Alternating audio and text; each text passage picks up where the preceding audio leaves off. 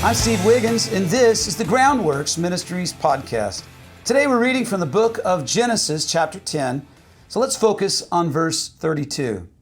These are the clans of Noah's sons, according to their family records in their nations. The nations on earth spread out from these after the flood.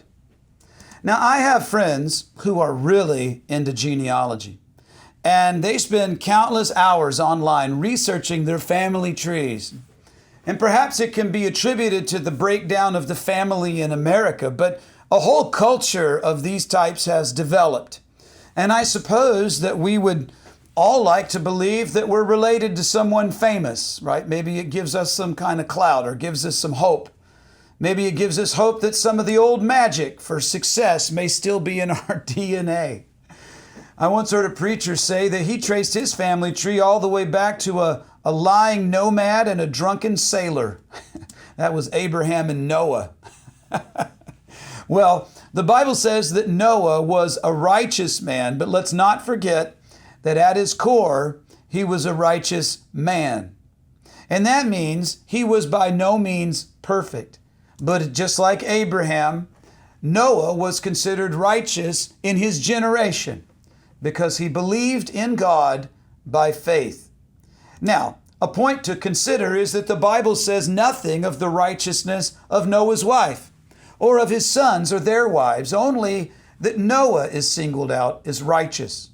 So at the end of chapter 9, we see Noah's flaws. We see him warts and all, because he's found to be drunk and naked, a sailor to the end. Go Navy.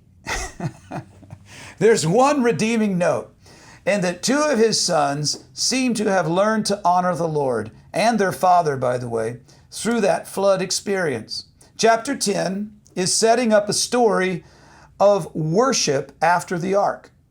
And it's hauntingly reminiscent of Israel, one generation after they entered the promised land. That is the generation after Joshua, who didn't know God, and how quickly we forget the deliverance of the Lord when we get on to other things. For me, the takeaway is in the profound similarity of the origins that we share with all people on the earth. Perhaps most profound is the similarity of our sin and our collective need for salvation. Tomorrow, we're going to read what happens when men, apart from God, decide to unify and work and worship together. Did I mention apart from God? You see, these are pertinent chapters because the cry is still going out from the world for nations to have unity. Oh, we should all be together, all people everywhere working together, but not under the Lord.